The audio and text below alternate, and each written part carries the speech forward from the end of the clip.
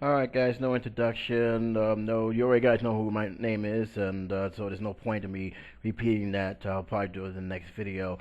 I got six topics I'm going to talk about, but the main topic is the topic I've talked about in the entertainment roundup. It has been the hot discussion throughout the sporting world and in the news world.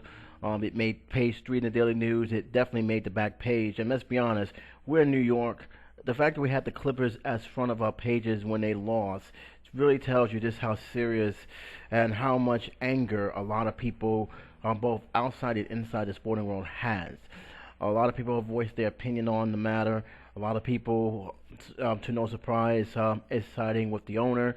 There are some people who are just outraged and feel he should be removed completely from the NBA. No matter what your opinions on this, there are a lot of people who is voicing it, and there are some very interesting discussions that came about it. WFN had perhaps one of the most biggest discussion they ever had in all my years of listening to that radio station, especially Mike Francesa since he went on his own. It's a hot topic when nothing else was talked about in the sporting world. No one discussed until like almost the fourth hour of the show, and Mike Francesa runs for 6 hours. So the fact that there was almost 3.5 hours of nothing but the Clippers owners and what was said on that recording really says a lot about how deep and how serious this is. The Rangers won. We didn't get to that till way later. The Yankees won. We didn't get to that till way later. The Brooklyn Nets lost a bad one. We didn't get to that till way later. It was just Sterling, Sterling, Sterling, and it's going to be this way until at least the NBA have come up with their decisions, which should be 24 hours from now after I am going to be posting this recording. So no sooner where this recording is going to be put up there, I'm going to do a follow-up story just to give you guys a heads up on both channels on what's actually been happening. But needless to say, it is a very big topic. Now, there's some people who actually gave me an email, kind of surprised I didn't go crazy in terms of bashing the owner, bashing the organization. Pretty much they felt I was siding with him, even though if you paid attention to what I was saying on the Entertainment Roundup, I made it very clear. I didn't want to go nuts over something that may not be authentic. They haven't even confirmed if it was actually a real tape, due to the fact of the editing and the fact that it could possibly be a fake to make somebody look bad. I want to make sure that the NBA respectfully do their investigation. I want to hear what the Clippers organization had to say. And after this 24 hours, I can safely say that the guy is in trouble and the guy should be removed from the team, whether it be a suspension from the year and then work on the process, or just find a way to pretty much buy him out, have a new owner just take over the club. This has happened before in sports, of course, with the Cincinnati Reds owner. I don't see how it can't happen here. But let me go on also, if you guys pay attention to what I said in the Entertainment Roundup videos, audio video, I made it very clear that that kind of behavior is not tolerated anywhere, especially since it was very clear that he doesn't feel comfortable with certain minority groups, particularly blacks and Hispanic. And all you have to do is listen to that tape right from the beginning to end. And a lot of people saying that he didn't sound racist. All you need to do is hear that one segment. That one segment when his ex-girlfriend, I gotta say ex because there's no way that he's together with her, and what she has said. If he was hanging out with white people, or if if the Instagram had her with a white friend like Larry Bird, which he felt the same way. He never answered that, and the fact there was a very long, uncomfortable pause before he started speaking again, that really much tells you just where his mindset is. This is where what he feels about certain groups. And again, this all goes back to the fact is a lot of people assume that because you don't use the N-word or spout off hateful things, that pretty much means that you're not a racist. There are other ways of showing just how uncomfortable you are with certain races, how you treat other races without ever having to say the N word or any other offensive word for that matter. And the stuff he said is typical of a person who feels because he does this and does that and does this, that doesn't make me a racist because I got black friends. I got, I'm giving to the community. All that can be just as a shield to hide the real view, the real feelings of you when it comes to certain minorities. I've seen it with a lot of people all the time, and they always find it somehow sooner or later to come out in some way, form, or fashion. So what he has done is no surprise to me or anyone who can see right through this. Keep in mind, comedians make jokes about this. We laugh at it, but most because most of the stuff that they're saying is true. This is a very serious situation. I have seen what with a lot of stars have. Jordan have said some things. Larry Johnson, who was hurt the most by this, have said some things. LeBron James have said a lot of things. The coach who is trying to get this team ready, get this team ramped up for the playoffs, is trying to keep the team focused, even though it's very clear that's on their mind. The article that is right in front of me, which I haven't even read to you guys yet, there was a protest going on. They pretty much turned their sleeves black. They was wearing black bands, so they're not very happy about it. There's already sponsors leaving the team, so this is really having a negative effect. And the fact is, after reading up more about the owner, about how this is not the first time he had done something in this fashion, really makes me ask the question: how is it that the NBA turned a blind eye to a lot of stuff that was clearly discriminatory in many ways that you can't even deny or try to hide it? So there's a whole lot of stuff going on. This is not the first time, and it's very, very complex. And the new commissioner who's had to deal with this, I think he's going to do the right thing. I think he's going to, announce a suspension. Keep in mind, 24 hours from now, once I post this video, in fact, we're going to find out more about what the NBA is going to do, what the owners is going to be voting for. So there's a lot of stuff that's going to happen, and it's going to happen very swiftly because they cannot continue to have this be a distraction. We pretty much, I'm going to be honest with you, I'm enjoying the playoffs, the NBA playoffs. I'm really enjoying a lot of surprises that I'm seeing within the teams that are playing. And the last thing the NBA organizations need is this hovering over them through the rest of the playoffs. So I'm hopefully this will get resolved as quickly as possible, and hopefully that people can actually not put it behind them in terms of what this guy did, but at least the players' sake, they can actually focus on what they're there for, what they're being paid to be there for. I'm going to read the article here. Let you guys, I'll leave a link to it. I'm not going to go too deep into it. You guys can read it once I can leave the link. But it basically said the Los Angeles Clippers players have already begun responding to the racial rant allegedly delivered by the NBA team owner Donald Sterling. Nearly 10 minutes audio clip published by TMZ featuring a man said to be Sterling arguing to his girlfriend, presumably over her publicly associating with black people. At the point, he demanded she not bring black people to the Clippers game. The Clippers head coach and the majority of the players of the team rosters are black. Clippers center DeAndre Jordan posted, "This is not exactly suitable Instagram photo on Saturday morning." That's pretty much all that is said on this. I will leave a link. You guys can look at it yourself.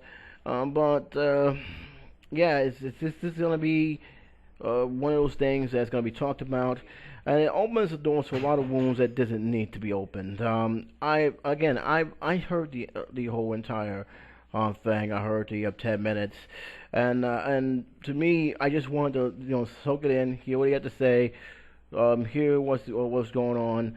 I also, after the entertainment roundup, I actually kept my ears open to find out what's going on, especially other people's opinions, because it is important to get other people's insight. WFAN had pretty much their best segment regarding the situation, and a lot of stuff came out. Tommy Sotomayor made his own points. Listen to him, even though I don't agree with some of the stuff he has said, there are some things that I clearly understand, and that's the fact is that I feel like a lot of people feel that that he was set up by his girlfriend. Absolutely.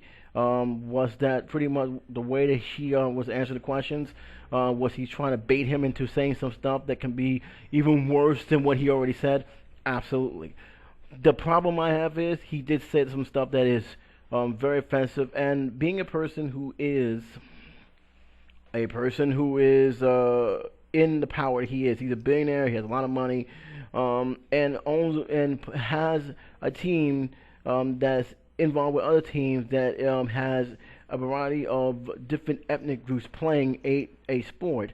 You cannot have a person like that running a team because it's going to be a distraction and it's going to be bad for the NBA. It's going to be a huge thing for the NBA.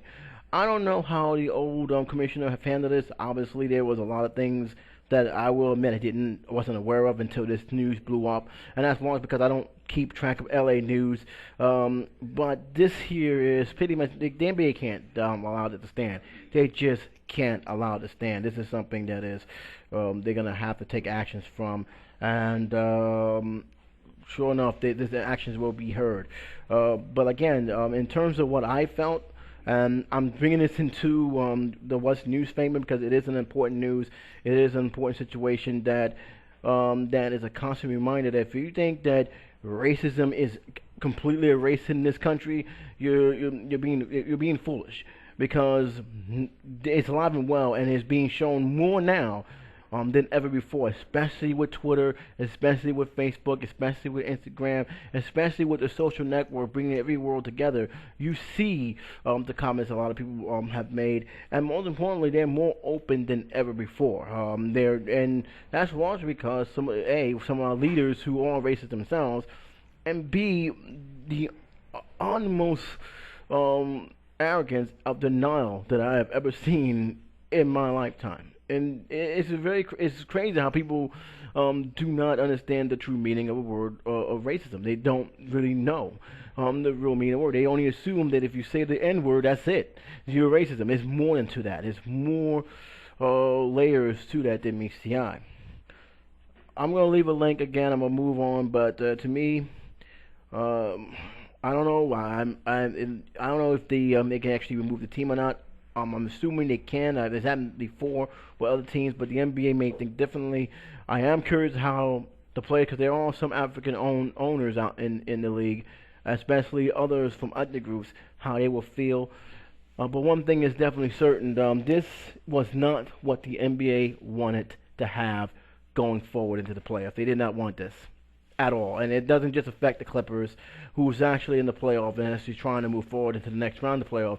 It affects every team. Like I said before I even start this segment, go deep into this segment, almost nothing else in New York was talked about but the Clippers and the situation with their owner. Nothing else for almost 4 hours. Every phone call, every topic, every discussion was about this owner. That's how much impact they have. You have radio stations who have nothing to do with sports talking about this owner. On Sunday when I woke up, that was the main topic that was being talked about, right next to Jesus. So believe me when I say it does hit talk a nerve. And just for the record here, because I know a lot of people saying freedom of speech this, freedom of speech that, that doesn't apply in this situation. All right, you're free to say what you want, but in terms of being in a situation like Donald Sterling is, and being a person who hires ethnic groups, you got to be responsible for what you say at all times. Okay, I know people said that he should have been done in his own home, and I agreed in that situation. He shouldn't have been recorded at home, but unless he's being charged with a crime, which he's not, and from what I understand, he was aware that she was recording him. Okay, this is something I also that he also understood. You got to be prepared. You got to be mindful of what you're saying. And you know what? He wasn't mindful. And the stuff he said is just wow. Just wow. You know, wow. Talk to it again. And we're going to move right on. All right, before I go into the other topic, because there's some other topic, I got to talk about the Google thing real quick. I want to get this out the way as fast as I possibly can. Because it is a hot potato that is going on. It's not as much as big as the other stuff that's going on, but apparently a lot of vloggers have talked about it. I have looked it up myself just to see just exactly what's going on. It involves YouTube. It involves Google Plus. As you guys know, Google Plus has been pretty much forced on the YouTube world as part of the commenting system. And needless to say, it had not one positive review from those who had no choice but to use it. I myself didn't really care. It is a hassle. I actually joined Google Plus because I had a feeling they was going to try and force it on it anyway. I had it before, and I discontinued the account only to have it brought back again. And now it seems that people are saying that Google pretty much is on this last leg. It's pretty much dead. And that's because the person who was in charge of Google Plus is resigning. Now, according to this article, it says Google has not and probably will never announce Google will be sunsetting the company's favorite assumption for killed off, but the internet giant might as well have this week when the guy who has been running Google Plus since day one said he is leaving. On Thursday, Vic Gundotra, Gundotra, announced that he will be moving on from Google after 8 years with the company. I'm forever in debt to Google Plus team, who wrote in a farewell note on Google Plus. This is a group of people who built a social at Google against the skepticals of so many. I got news for you. You didn't succeed in that, so I'm just gonna leave it alone. There are a few people with the courage and the ability to start something like that, and I am very grateful for all of you for working and passing. Okay. CEO Larry Page followed up in his own message to the now outset Gundotra efforts with Google Plus. He added that the company will continue to invest in growing Google Plus, but beyond presentation, evidence is piling up outside a Mountain View that the Google Plus isn't going to die. The idea that will never be peers of Facebook or even to Twitter or Instagram is dead. Dust off your Google Plus page and you will see you there. In a small but passionate follow-up, using the social network with appeals to them with some buttons and doodads, especially from photos that Facebook just doesn't have. However, and this is where we get to interesting, the following departure, TechCrunch has reported that rivals two other potential death blows dealt to Google Plus, which seems to suggest that Google will stop trying to make a social network happen. Now, in case you guys don't know, this is what makes it so much fun to tease this situation here, because I don't know for sure if they're gonna cut it off. My gut feeling is I hope they do, but for what we know is they may try something to keep it alive. If I'm a gambling man, I think they're gonna try and say you no longer have to have Google Plus to run alongside with YouTube. Frankly, it was a bad idea to begin with. Nobody cared about it, and the fact that people was getting forced to use it was just stupid in so many levels.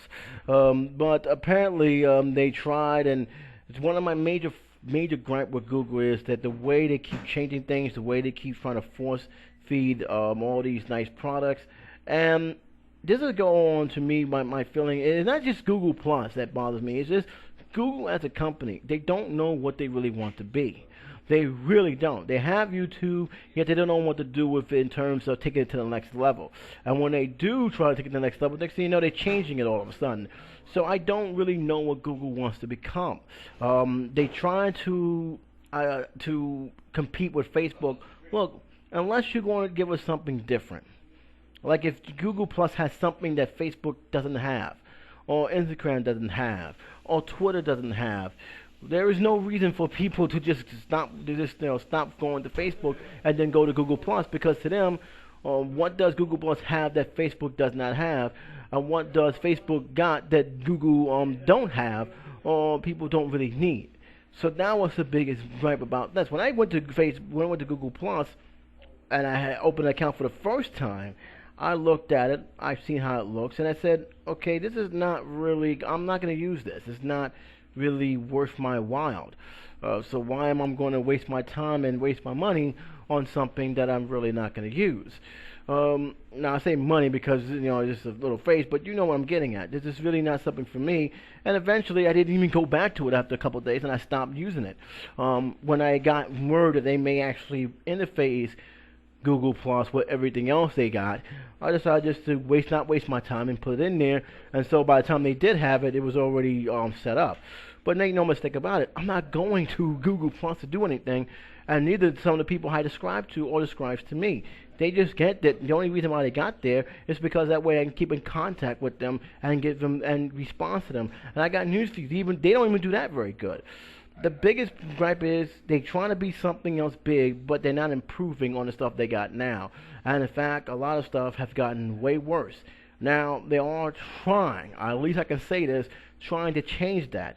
But it's more than that. They have to realize that not many people like to be force-fed things that's not that they're not going to use. If you're force-feeding it, and from what I have felt like, and this is something that is my opinion, I may be wrong, I know somebody would come up there and correct me, but in my opinion, I felt they was trying to do that to try and say, hey, look, we got all these people using, Google Plus as a huge success, but in reality is the people who are actually got Google Plus ain't really using Google Plus, but being forced to have Google Plus because you guys have made it link head to head with on YouTube.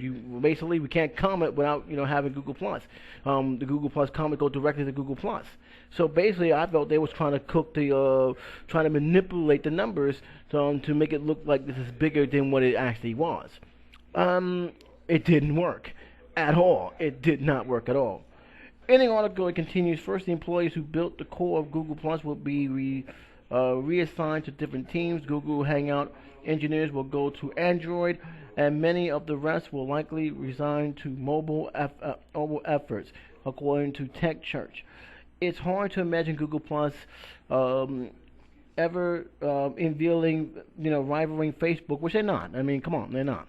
With many fewer people working on and thinking about Google Plus daily.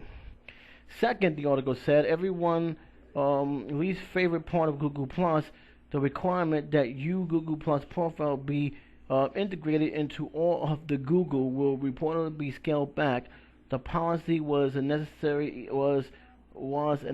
evil, making Google Plus work quality, nudging people to join the social network, all while annoying the hell out of them.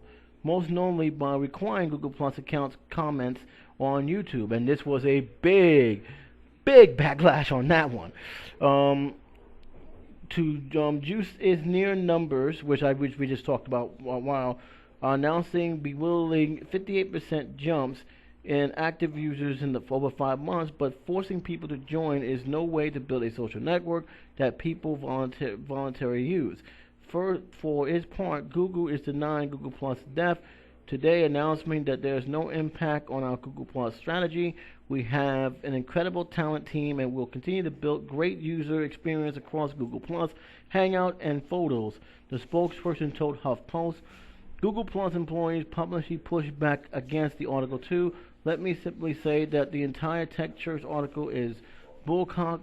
Google Plus chief have said there is nothing wrong with deep pocket tech companies throwing the product to service up against the wall to see what sticks. But the strategy, which is also deployed by Facebook, Twitter, and Amazon with success, only works when companies are willing to cut their losses and kill products that needs to be killed.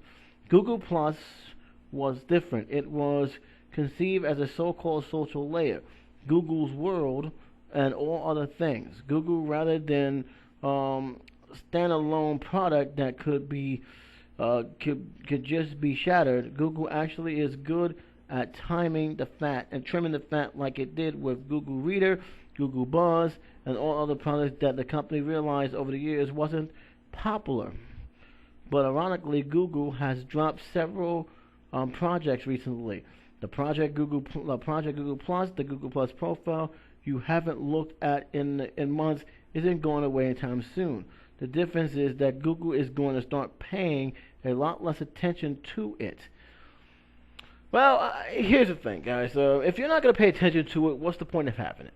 That's the whole thing. If you're not going to give an effort to at least improve the damn thing, then just let it go. Okay, you made a lot of mistakes with Google Plus. You made a lot of mistakes with some of your programs, just in general. All right, nobody wanted Google Plus because it didn't give us anything different. I'm keeping it real. It didn't give us anything different. Instagram is different. And many people don't even consider that a social network, but Instagram is different. It's a postcard online. Twitter, we know what Twitter is. Microblogging. You ain't gonna put a whole blog in Twitter. You're basically sending a message to someone online. Facebook is also different. It's a general social network that everybody uses, from teenagers to mom and pops to even businesses. Unless you're gonna give something different that stands out, it's not gonna work. And the fact that you trying to manipulate the numbers, thinking that Google Plus was this big thing, it didn't work either. And when you force people on it, it doesn't make you guys look good at all. A lot of people was ticked off. A lot of people was angry. And it seemed that you was more reliable forcing it on everyone rather than improve the stuff you got now. Now, am I saying that Google messed up on a lot of things? No, there are some products that Google has, I'm being fair here, that actually works in a lot of people's favor, especially in business. I like the Google Docs, the Google Spreadsheets. The Hangout is actually, people actually do like. So I'm not going to sit there and say that everything is bad. There are some things that Google have done that actually work for the people's advantages, especially their subscribers. If you're on YouTube, and you most likely at one point or other use a Hangout, and it works very well, especially if you're a strong fan base that want to see you guys, especially for doing podcasts. That's perfect. My main girl, I love to see Jax talk. She uses Google Hangout all the time, so I know it has a success rate. I've seen people on Google Hangout, and I've seen a large number use it, and they have good success with it. It's the same thing as live blog, but you're just using Google, and it works. So I'm not going to sit there and say everything is bad, but the Google Plus was not one of them. You didn't actually give us any improvement. And if you're not going to at least reboot it, if you want to call it that, and make it more improved, and make it worth their while for people to use that product, then why the hell are you keeping it? Why are you keeping it? Do you realize that a lot of vloggers who actually tried to support it went out publicly and said, hey, Google kind of sucks. Google Plus sucks. And these are people who are top-notch video makers on YouTube and had tried to promote Google Plus. One of the biggest one was Ray William Johnson. When he did Equals 3, there was a point where he was trying his best to support Google Plus. After a while, he stopped supporting all of them, and he basically said why he did not support Google Plus. So keep that in mind. If you want this to work, fine, let it work, but improve on it. By taking people away from it, you're basically saying you don't want to care for it, and you're basically telling me that you just gave up on it. If you gave up on it, discontinue it. It's a failure, move on, do something else. Don't just leave it there and just leave it neglected for any hacker or anything to see, because it's going to look bad on you. You may disagree. I'd like to hear your opinion on it. And I'm moving on from this story. Alright, guys. We've got some more serious topics I want to talk about. Thought I'd get that out the way. This is a sad story, guys. I really don't even know what to say about this. This was talked about on the news, and it was talked about again on the radio because it was something that people were stunned, saddened, But I will say this, guys, and after you hear this post, you shouldn't be surprised what I got to say. But apparently, a distracted driver died after posting on Facebook about the song "Happy," um, taking selfies. That's exactly what it says in the article. You'll see it, you know. Officials believe a woman who died in a car accident late last week had been posting on Facebook seconds before the fatal crash. Investigation of puzzling over the cause of the crash ruled out drugs and alcohol before learning that the woman, 32-year-old Courtney Ann Standoff of Clemson, North Carolina, has been taking selfies and I hope I'm saying that right, selfies, and updating her Facebook profile immediately before the accident. The Facebook just prior to the wreck Thursday morning, Stanford updated her status. Happy song makes me happy. She wrote likely to refer to the hit song of the same name. The Facebook tech happens at 8:33 a.m. We got the call on the wreck on 8:34, so that was just seconds. Lieutenant Chris Winger of the High Point Police Department told WGHP in a matter of seconds life was over just as she could notify her friends she was happy. I will leave the rest of the link below. You guys can read it. But this is, I only can say this, okay, guys. We have a lot of devices. We have a lot of things to do. And these are cool devices. These are cool things like cell phones and texting and all this other good gadgets. But we cannot let it get in the way of what's in front of us or even what's in back of us. It takes just 1 second, and this is proof of that. It took just 1 second for tragedy to strike. If she would have just paid attention to the road, she probably could afford it, but she wasn't paying attention to the road. And seeing the comments on this article, which you guys will see when you link to it, although they're not rude articles and not disrespectful, they're not trolls, but it does bring up a point that this is what happens when you don't keep your eyes on the road. This is what happens when you let things like a cell phone or texting on your phone or, just turning it down or even reaching for something that's in your car. These distractions are deadly. And we need to have 110%, 120%, 130% focus on what's in front of us, what's beside us, what's in back of us, because we're not only having our lives at stake, but our lives and the people who's driving with you, as well as the people who's driving in back of you, in front of you, lives at stake. You cannot be distracted when it comes to driving on the road. Period. And lately, and this is something I've been saying myself, I've been seeing people not only talking on the phone, but eating a pizza while driving, doing all sorts of crazy things where they should be focusing on the task at hand. Keep in mind, the roads are very dangerous, and you don't know what's in front of us, what's in back of us, and your reaction can happen in a split of a second just by you just concentrating. And obviously, this didn't happen. Why she felt the need to post on Facebook, why she couldn't wait, or even pull to the side to do this, we will never know. But one thing is definitely learned from this is, please keep your eyes on the road. Don't let these devices or any little things distract you from the task at hand. And with that, we are moving on to the next article, which has nothing to do with Sarah Palin.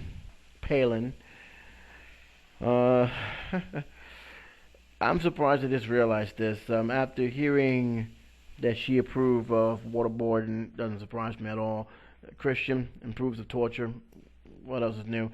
Sarah Palin is not the right campaign savior anymore. This is an article by Alan Jones. I will leave a link below, but it says the National Rifle Association annual meeting On Saturday night, Celebration told the crowd that she approved of torturing prisoners and maybe converting them. This is very nice. So you're gonna torture them, and then you're gonna convert them to your religion that you feel they need to practice. Unbelievable. No, it's never failed with her. And maybe we're if I was in charge, they would know that waterboarding is now a Baptist terrorist, he said, to resource to ridiculous applause. Problem is, Palin is not in charge anymore. Though the NRA devotes appreciation predated her statement, Palin just doesn't command crowds the way she used to. What a surprise! Washington Post Robert Costa reports on Monday. These days, many followers have moved on, and she is diminished. She is a diminished figure in the Republican Party. Costa wrote, even as she travels from Iowa and elsewhere to boost her hand-picked candidates, her influence in the midterm election has been eclipsed by a new class of stars, and her circles have narrowed. On Sunday, the campaign fit for John Ennis, a hard-casting Senate candidate in Iowa. Only 50 people have stuck around to shake Sarah Palin's hand. Alright, guys, look. I never thought she was relevant 4 years ago. I think that from the stuff I have seen from her just basically just walking away from the people who elected her, just basically quitting, from the stupid comments, don't retreat, reload, even from the stuff that's coming out of her mouth, even in Fox News for that matter, where Fox News had to try and say, alright, this is getting too much, we gotta stop this. Sarah Palin has become a joke, in my opinion. A joke who, stuff that she says really scratch your head. Stuff that she says that really makes you want to think about how the hell that she ever was considered to be a vice president, and thinking, oh, lucky star, she never got that opportunity to become a vice president. It just really is bothersome. And here the thing is, she has single-handedly gave us people who are more crazy than her. That's even more ironic. But to me, hearing that she is no longer this powerhouse figure, why is that a surprise? It's not. To me, but however, and I gotta say this, she still has the media attention. She still has people. She still goes on Fox and talk the stuff that she always thought to talk best. So, to me, is she irrelevant? Of course she is. She's never going to be electable, ever. Most of the Republican Party won't allow that. But will she still have an impact in terms of a voice when it comes to stuff like this? Yes, because just because she doesn't have a big crowd, she still have a crowd, and those crowd will believe anything she will say. I'll leave a link below so you guys can take a look at it. But I'm moving on from this. This was actually something that stunned the hell out of me. I saw the video. I scratched my head as to what the hell was this man thinking with his kid. Could have killed the kid. This happened in Florida, and the Florida board have took action. They're still going to look and take more actions, but I might as well read it so you guys know what the hell I'm talking about. A man who was caught kicking his son down the skateboard ramp has been banned in Florida skate park temporarily after a video of the act taken by another skater went viral. World of YouTube never fails. The Florida Department of Children and Families is also looking into footages of the incident, which escalated angry responses from the internet and other parents who regularly skate with their children on Kona Skate Park in Jacksonville, Florida. It's kind of a hit right there. It kind of hits right here when you are a parent to see someone do that to a kid, said a father of T.J. Smith who watched the footage later on the phone at the park. This is somebody who got way too aggressive. I really, aggressive is beyond words. again, when you see this video, and I will leave a link that shows the news report as well as the video. If anybody sees some of these ramps could be small, but there's also these big ramps. And there is no fence between that ramp, so you gotta know exactly how to catch the skate and go right down. And to see what the father did, I mean, the kid fell. That kid could have died. This is not something that this ain't one of those small things. That kid literally fell, and you see it, it's like, whoa, what was that all about? The article said in the video, a child who was about 6 years old is seen hesitating with his skateboard near the top of the ramp. The father soon became impatient with his son and kicked him over the edge. Don't worry, son. It's okay. Just come down gently, or I'll help you come down. No, he's just gonna think I'm gonna kick you down. Oh Lord! It was another child named Stephen who confronted the father and demanded to know why he did it. I asked him why he's doing this, and then he said because he needs to learn. Let me say this again. Anyone, and you those who are skateboarders, you know what the hell I'm talking about. We got some in New York as well. That's like underneath the Brooklyn Bridge. It's not as big, but we used to have a lot of them underneath the Washington Bridge, the Williamsburg Bridge, during the summertime. And these are very huge ramps. These very huge skateboarding ramps, and they go up and they go down. But in between that, if you go over, you can have a very nasty fall. A person can break their legs or break their neck.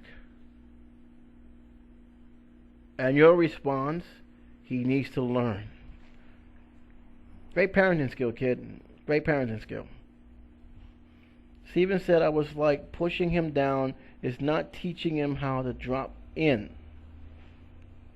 Although the boy reportedly not injured and got back up and skated around on onlookers at the park, operators Martin Ramos said he warned the father not to come back for a while. Unfortunately, parents get so exonerated about their kids and their ability to do, and their abilities, and sometimes they take it a little too far. Ramos said the father said he was just caught up in the moment and seems very remorseful. He certainly understands the gravity of the situation. You should understand the gravity of the situation before you push the kid down off the ramp. Kick him off the ramp. You could have killed the kid.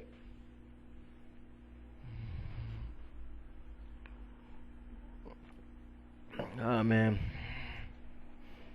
I'm having the good old days when kids just need to have fun and enjoy the sport they love without having parents trying to push them over the edge to be something that they want themselves to be. Now, in this point, I just read the whole article. There is no further comment on the situation. There is an investigation. I don't know how Florida's laws are with terms of child protective services, but because the video had went viral, you better believe they're going to look into it deeply, especially when they see something like that. If there is something to the story, if there's something more to it, which I don't think they're going to push too much, at least for a while, I will talk about it. But parents, listen, for those especially in athletes, let the kids have fun. They're kids. Let them have fun. Let them, run around the bases. Let them enjoy themselves. And I've seen too many parents, just take it a little bit too far and forgot that these are kids who just want to play the game for enjoyment. They're not looking for they're not getting a multi-million dollar contract. They're there to enjoy themselves. It's something constructive. Can't be constructive when you have parents who are taking it as if they're playing for the World Series trophy or the NBA title. Just keep that in mind, guys. I mean, come on. That was uncalled for. If he got caught in the moment, then he needs to really step away for a while. Because what he did was dangerous, and he didn't need to do that. Leave a link to it. Let you guys take a look at it. One last story. I wanted to end it with a good news for a change. because frankly we had too many crazy news as it is, especially with the NBA. But this is a news that I wish I'm hoping that you guys, if anything else, look at this story. It's a very good story. It's involving a 10-year-old boy who has cancer. However, it's what he have done, choose to do, that really hits you home, especially for me, who had a sister who have survived cancer herself. Um, this really says something here. But it says here, a boy meet the 10-year-old boy with cancer whose lemonade stand have raised, you ain't gonna believe this, $150,000 for charity. Wow. He's battling multiple inoperable brain tumor. I'm sorry, but medical terms don't agree with me when I'm trying to pronounce it. And more than a half of his life, but the inspiring 10-year-old from New Jersey has refused to let his own struggles with cancer overshadow his desire to help others overcome the disease. Mario Campino, whose cancerous tumor was first discovered when he was just 4 years old, has been hosting a lemonade stand to raise funds for Alex Lemonade Stand Foundation for Childhood Cancer for a year, according to Yahoo Shine. He raised a sum of $150,000 for the charity thus far. He is showing no sign of slowing down. Unbelievable. Oh man.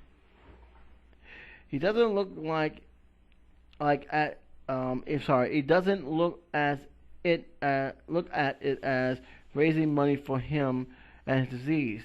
The family friend told NewJersey.com in 2012. Every time he gets together, he has a million ideas and he thinks of it as raising money for his friends at the Children's Hospital in Pennsylvania. This is a way of contributing. The Children's Hospital, Pennsylvania, where Mario has purportedly received multiple chemotherapy treatments, is one of the many beneficiaries of the Alex Lemonade Stand Foundation. The foundation, which raised awareness and funds for pediatric cancer research, was launched in 2005 in memory of 8-year-old cancer patient Alex Scott, who had hospital lemonade stand for her own to raise money for charity.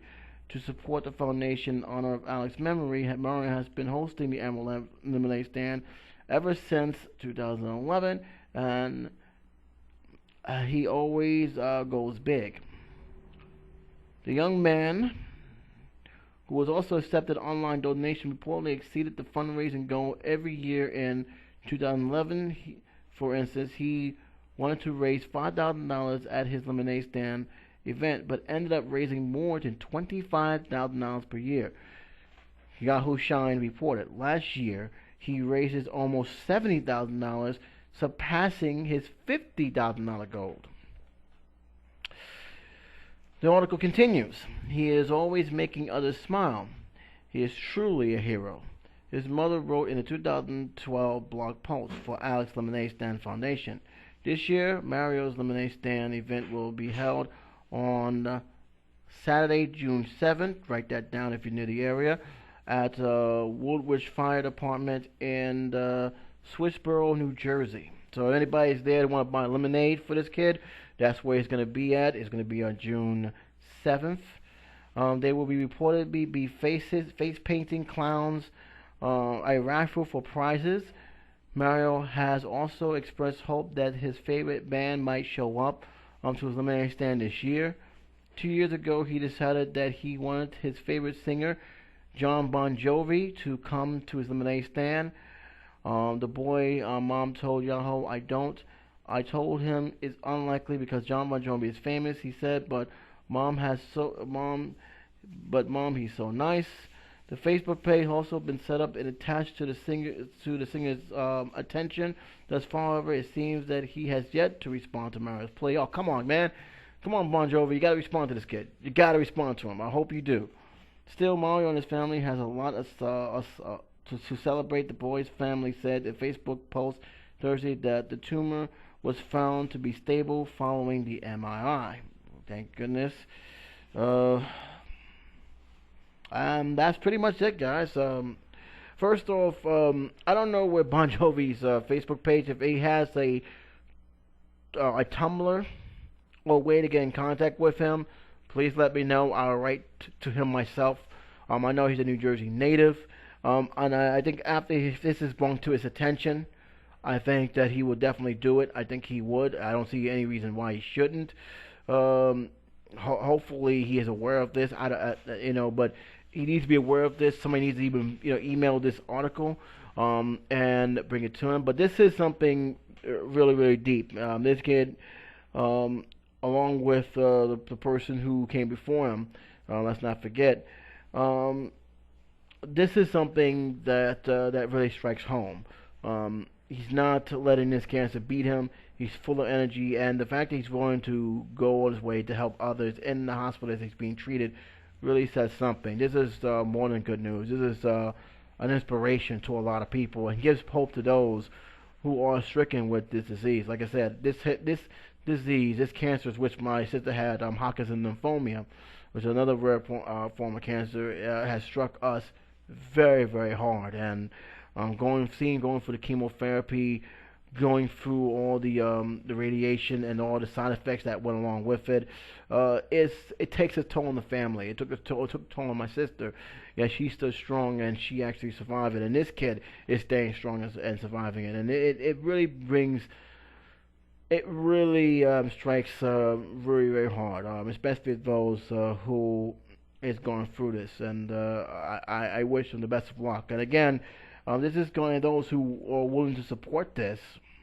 If you're near the Woolworths Fire Department in Swiss Borough, New Jersey, I'm going to spell it for you guys. SWEDESBORO, New Jersey. By all means, go right ahead, man. Donate. That's something very, very great. If I had the opportunity, I'll just go there by New Jersey path and just to show my support as well. This is something that I am very, this is something that is very, very special. And I'm very glad that I had bumped into this article, because these are the kind of articles that you want to hear, especially when someone who is dealing with a very, very dangerous disease, and to them to do that is beyond special. I'm going to leave the link below. And those who are listening to this article, if you guys know if Bon Jovi has a Tumblr account, please leave me the link immediately so I can at least give him this article, because I think the more he understands, the more he is aware of it, the more likely he will stop by for a visit, because this is a very big thing.